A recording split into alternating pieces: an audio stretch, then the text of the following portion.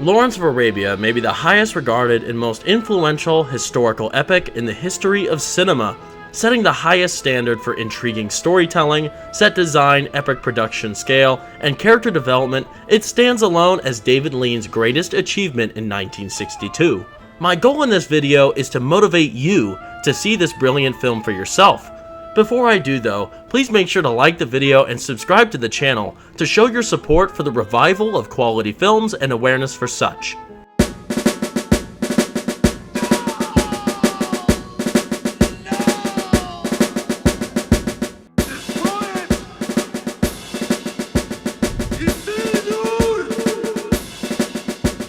Well, that's a step in the right direction. I was at first uninterested in watching an old war film from 62 years ago with a near 4-hour runtime. However, my sheer curiosity took the wheel and opened the floodgates of this mesmerizing cinematic masterpiece. Being fully transparent, my first watch through was not the most pleasant. I was left puzzled and thought-provoked with an attempt to piece together everything I had seen. Upon the second viewing and the next, and then the next, my excitement and obsession with the historical epic grew immensely, up to the point of catching the film in theaters. Now I confidently say that Lawrence of Arabia stands the test of time as the greatest cinematic masterpiece of the 20th century. In order to encourage you to give this film a chance, I will begin with a non-spoiler story synopsis of this true story that made Lawrence of Arabia a household name. Then I will dive deeper into the 3 magic elements that make the film special, and I will conclude with its influence on 21st century filmmakers. It is recognized that you have a funny sense of fun. The film, set during the midpoint of World War I, features the ongoing conflict between the British and the Turks of the Ottoman Empire in Arabia. We are taken through this war from the perspective of Peter O'Toole's Thomas Edward Lawrence, a well-educated British cartographer enamored by the Arabian culture, climate, and conflict. Deemed to be a reliable source of persuasion, he is ordered to connect with Bedouin tribe leader Prince Faisal in an effort to face the Turks alongside his army. Along his journey to Faisal's quarters, his guide is killed by gifted sharpshooter Sharif Ali and offers Lawrence passage by his own efforts. Denying his interest in befriending a murderer, Lawrence eventually finds the camp and discusses his intentions to Prince Faisal. The Bedouin leader, under the advisory of British officer Dryden, is concerned for the welfare of his men and often seeks to obey the British command in an attempt to safeguard his people. However, Lawrence stands alone when he offers a different perspective, suggesting an alternative solution that inevitably benefits the Bedouin people greater than that of the British. Earning his respect and trust, Lawrence bands together 50 of Faisal's men, alongside Sharif Ali, to make a miracle a reality. The band must cross the barren Nefu Desert to catch a key military point of interest, Aqaba, from their poorly defended rear.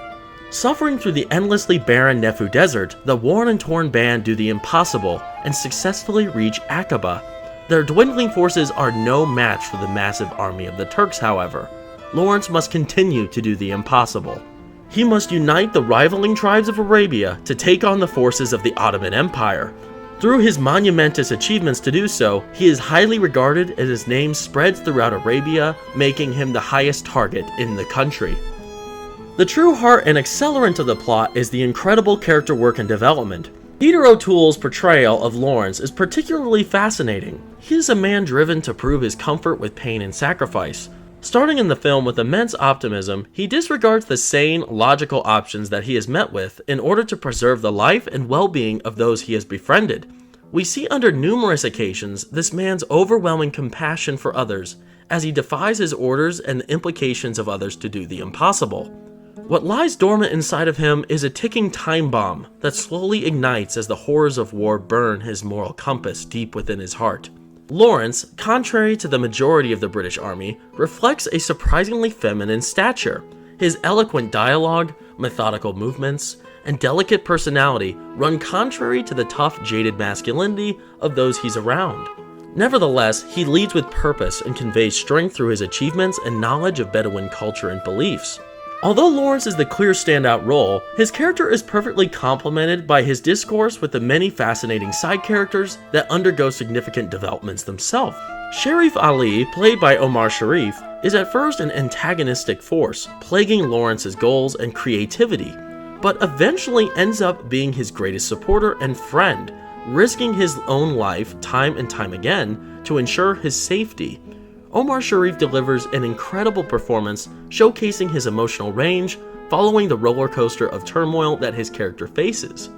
Alec Guinness's character Prince Faisal is a compassionate, stoic leader whose wisdom enlightens clarity of the British interest in Arabia, as well as Lawrence's veiled intentions.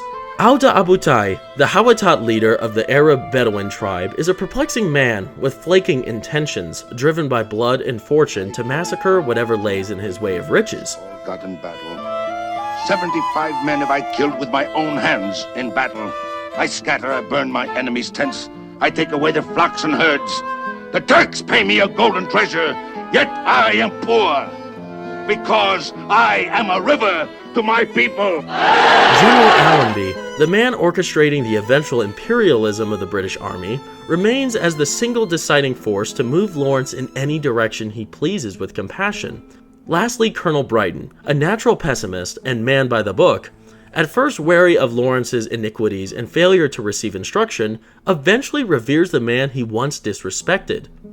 The intensity of clashing personalities, the weight of miraculous discoveries, and the beauty of the Arabian sands are personified by the score.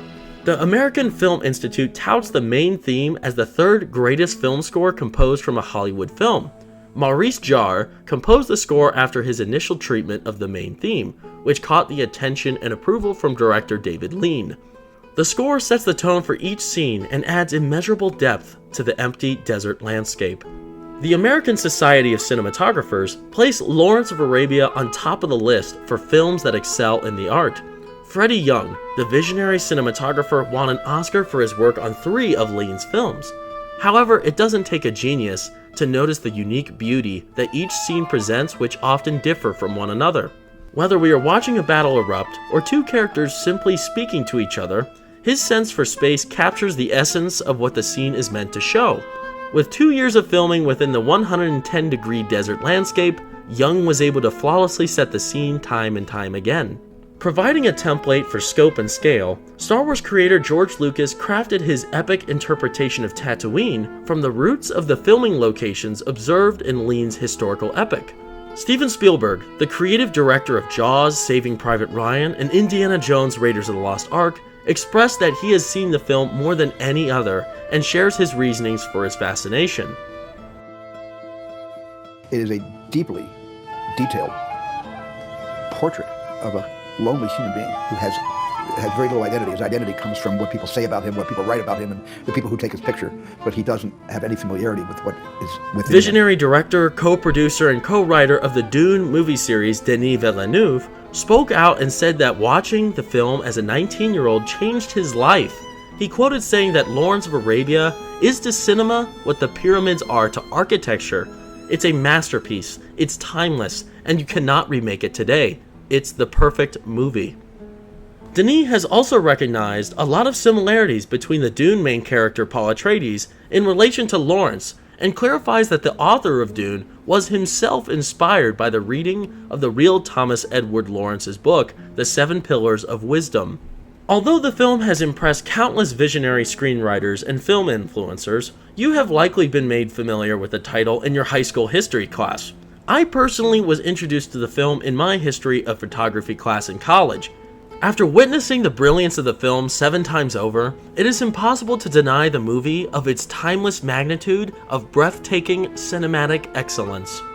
So after discussing this movie with you today, I really do hope that you give it a chance. For younger viewers, older viewers, people in the middle, give this movie a shot. If you're into Star Wars, if you're into Indiana Jones, you're into the Dune movies, if you're really just into science fiction, you can find so many callbacks to this film. This film was very influential, and it has stood the test of time. Just looking at a lot of these clips that I have in this video, you're probably mesmerized to think that this movie came out 62 years ago. It's insane. It truly held up, and the themes, the incredible writing, the dialogue, and the storytelling is unmatched, and we just don't see it in movies anymore, especially not in the theaters within the last few years. If you're a true cinephile, if you're a true movie lover, give this movie a chance. If you like historical epics, this is as epic as it gets, and it's just such an entertaining experience that you're going to want to revisit time and time again. But before I leave you off, I ask that you please support my channel. Leave me a thumbs up if you liked what I had to say. Subscribe so you can catch my latest content. I'm not sure what I'm going to be making next, but I've been exploring a lot of the greater old classic films that I think all of us need to revisit. But I'm also going to the theaters, checking out some new stuff. I'm going to be seeing that new Dee movie, so that looked like a fun movie. I'm going to be checking that out soon, and I'll make a review on that.